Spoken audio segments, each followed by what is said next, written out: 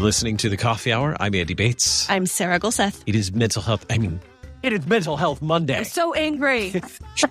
It is Mental Health Monday. Everyone's going to turn it off. I don't know if I'm ready for that. We are exploring more emotions with Heidi Goehmann for Mental Health Monday. Oh, this has been a We're great not going to be able to be serious in this one. We Probably can. right. It's like a process anchor, like the little silliness. We're going to explore anger today. So I don't know if that needs to be a disclaimer or not. Thanks to Concordia University, Wisconsin for supporting the Coffee Hour. You can find out more about Concordia University, Wisconsin at cuw.edu. Live uncommon. I almost forgot my line. That would be great. So angry. So we are exploring anger today. Great article on Heidi's website, HeidiGoehmann.com on anger. Great article about exploring this as an emotion. Keep in mind also, if you have enjoyed this series, we have a series further back on emotions and the gospel, Created for Connection. That's Heidi's book from CPH that we explored. Oh, gosh, it was a year ago, probably. It was last year that we explored that. You can find it from Concordia Publishing House, cph.org. And also a book that we explored even before that, Finding Hope from Brokenness to Restoration. We do talk about brokenness in this series a little bit too as we explore emotions, and that may come up as we're talking about anger today. What may be difficult to understand about anger? And see how I said that in a calm voice? Because I learned about calm last time. That's true. We need to apply all of our calm. We're going to open up access to calm that's inside of us right now as we talk about anger.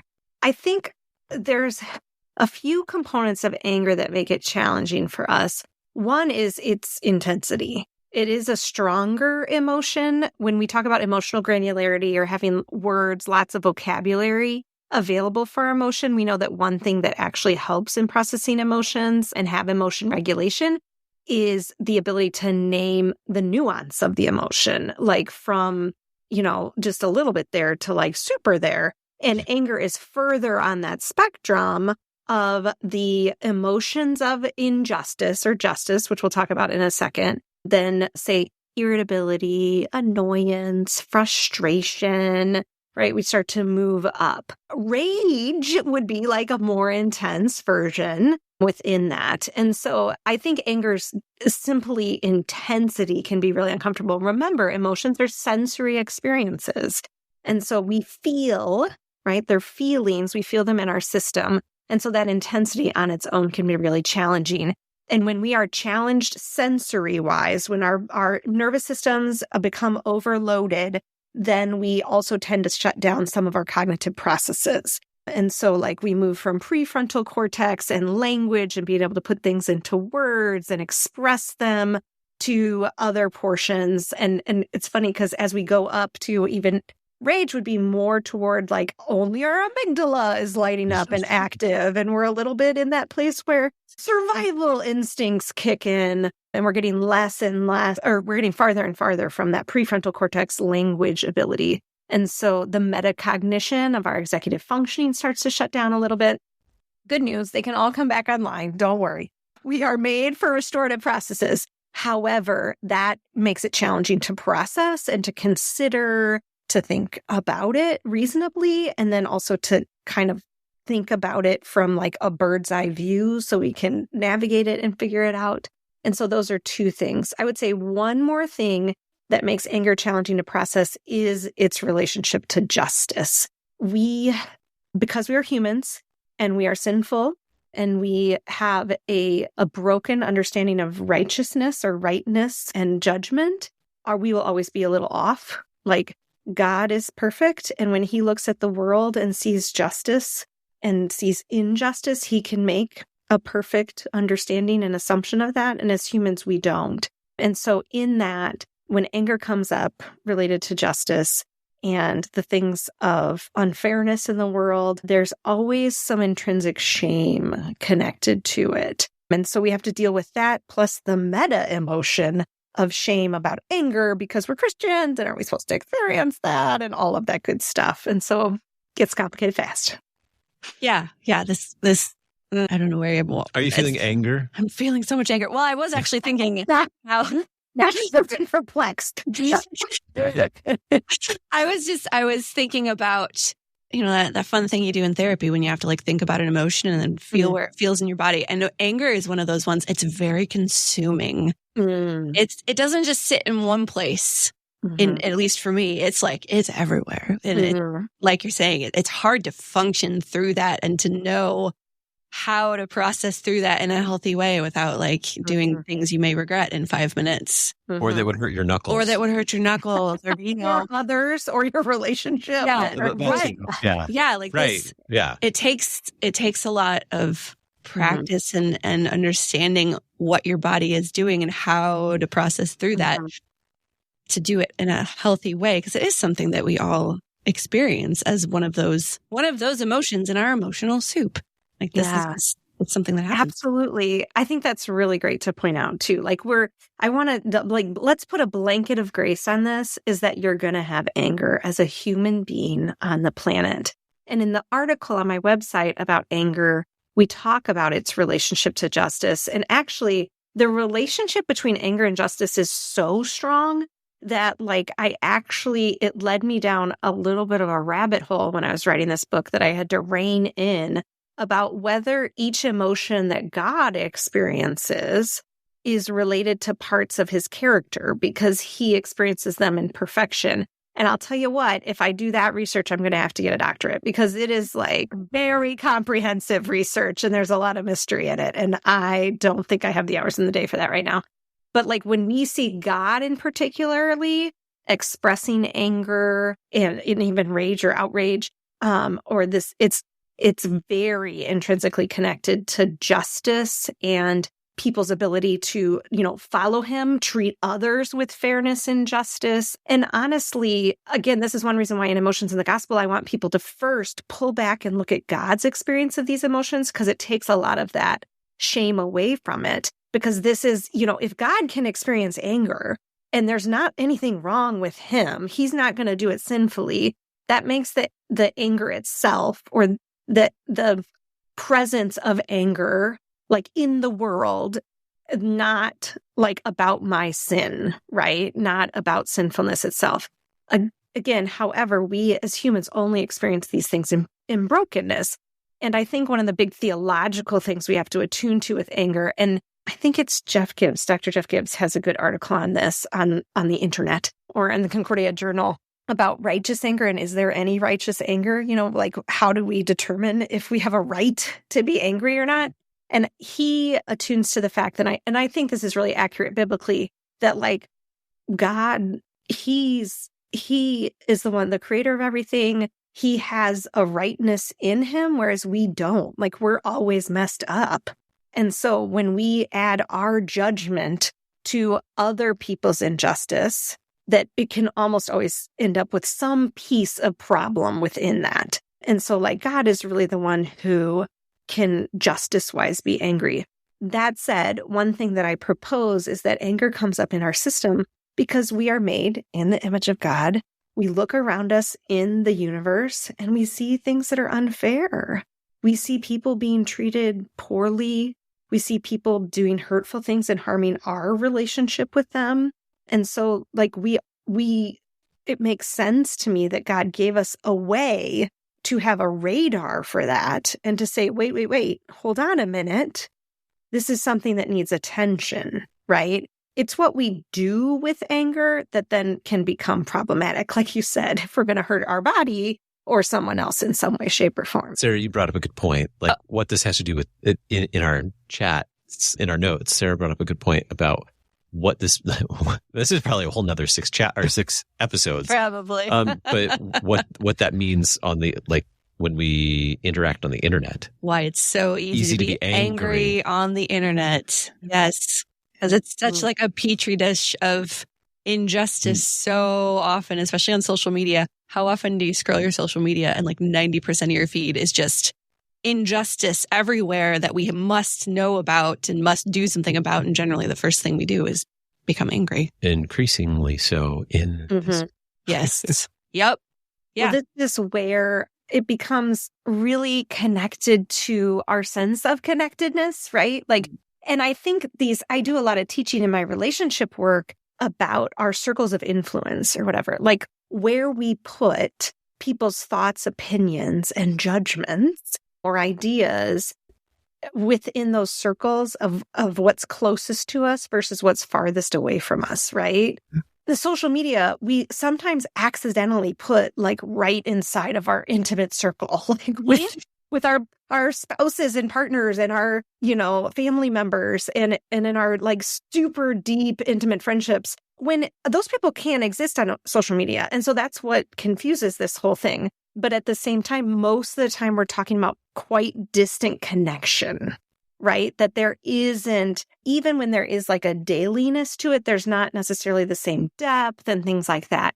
We have to attune to that because since anger is connected to injustice and then some kind of judgment or opinion about those things, we have to understand that something farther outside of our circle of intimacy is going to feel unnecessarily then disconnecting because we accidentally placed it closer, like to us. Like we don't want to take someone's opinion so seriously when they're not in our inner circle, but it being in our face every day and our feed can kind of easily do that.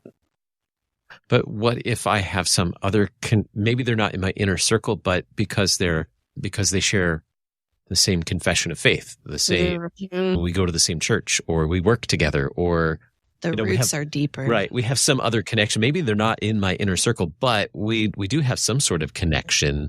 And my favorite phrase from Peter Slayton here in the building, someone is being wrong on the internet and I must correct them. Hello. He says because he doesn't do that. I mean, no.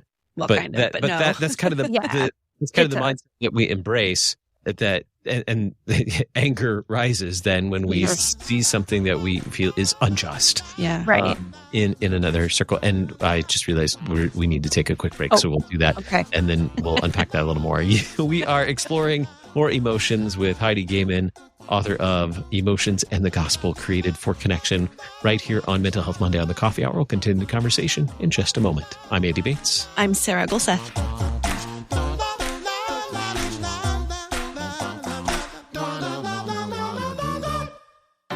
At Concordia University, Wisconsin, we believe you were created for a reason, to use your God-given gifts to help others, to live a life of self-sacrifice in a me-first world, to live a life that's uncommon. Whether you're taking one of 50-plus online programs or learning with us in person on the shores of Lake Michigan, you'll be equipped to make an uncommon impact. Learn more at cuw.edu. Concordia University, Wisconsin. Live uncommon.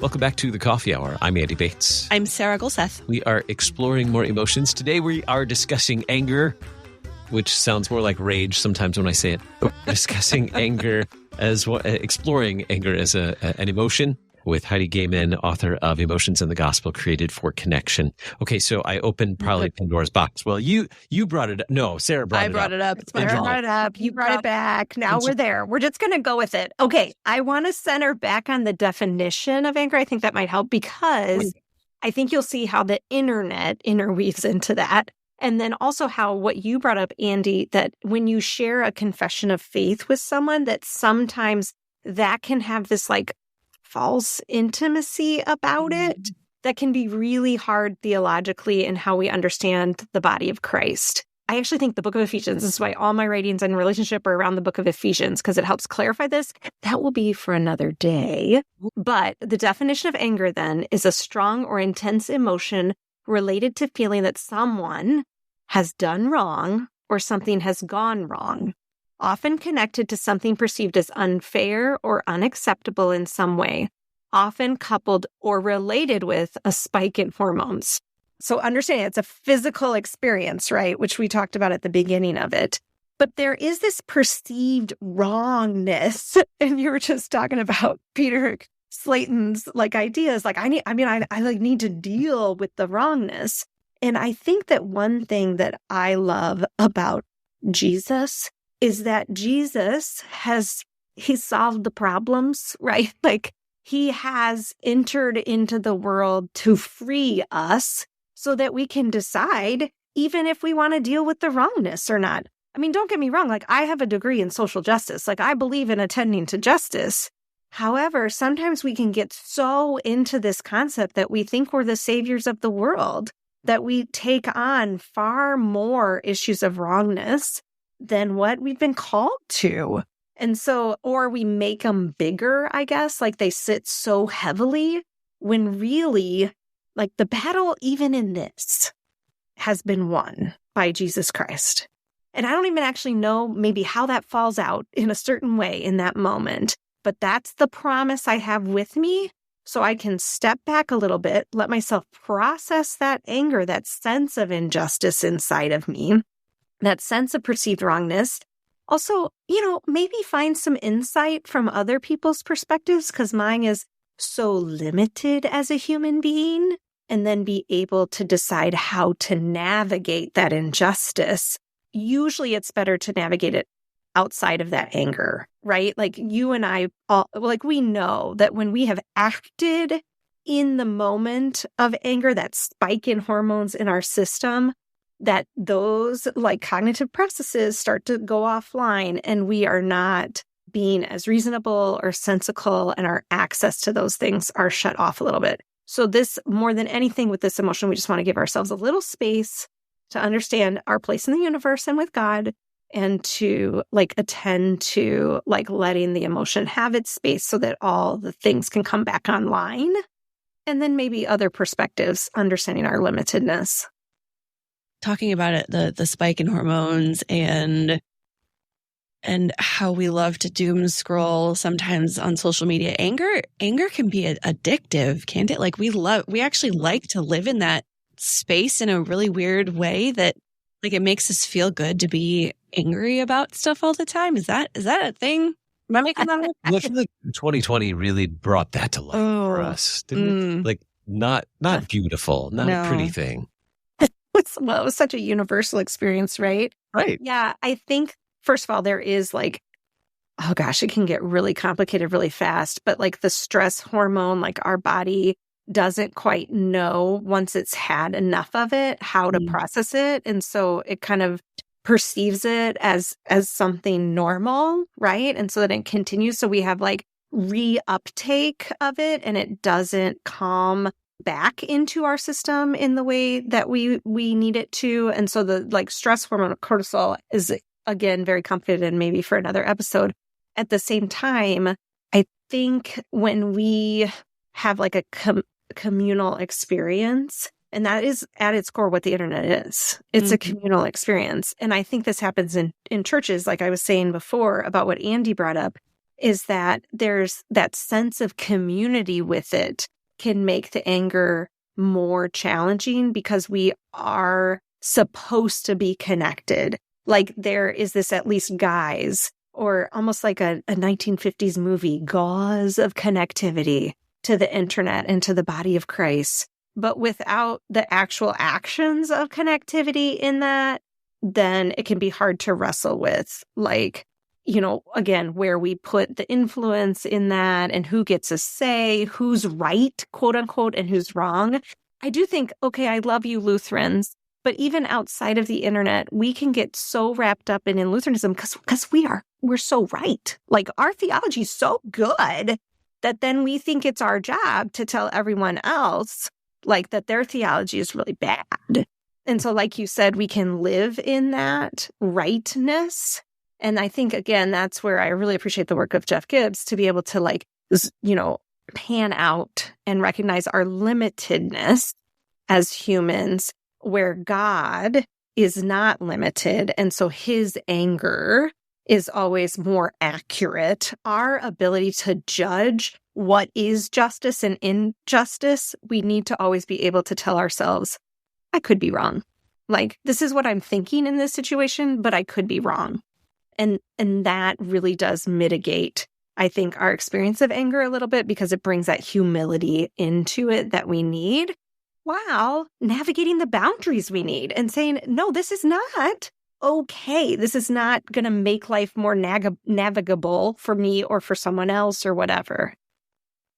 Okay, so what do we do with anger when we have that emotion boiling up, and we see the injustice and we feel anger? What am I supposed to do with that? Yeah, no, it's really good. I think, first of all, like you brought up, like feel it in your body and where it's at. It does tend to like spread, right? And so, and it's one thing that makes it then, again, that overload sense. And so feeling where it is, where's the seed is what I call it, of anger started, and attend to that, because that is with that spike in hormones to be able to grab onto that embodied experience of anger and have God work with us to tend to it there is going to be more effective because our cognitive processes have already started to go a little bit offline, right? So if I just start to try to think through it, you guys have been in this. This is when you start to live in that anger and you're spinning around in it and you're reaching for anything because that reason has already gone to the wayside a little bit. So finding it in your body will help bring those things back online a little bit. And so that's the first step, is to find that seed of anger. The other thing I would say is anger is an emotion that needs space because of its intensity, right? So it's kind of like when you're doing intense exercises, like you start to breathe heavier and your body, like it normally takes up more space, right? When you're running, when you're doing these different things. And so that's a signal to us how God made us. And so we can work with what we've been given then. So movement is in particular really helpful in processing anger. And it helps the emotion to begin to like move around in our system. And even better, this is what we're looking for in emotions, to move from inside to outside. So I don't have to like live with it feeling like it's taking over my system, right? And I mean outside in a like a healthy sense where it's able to be a little bit more objective, be able to move into like, you know, the universe around me, the air and all of that, instead of it to be like kind of stuck in either my stomach or like my spine and all of that stuff where anger tends to live.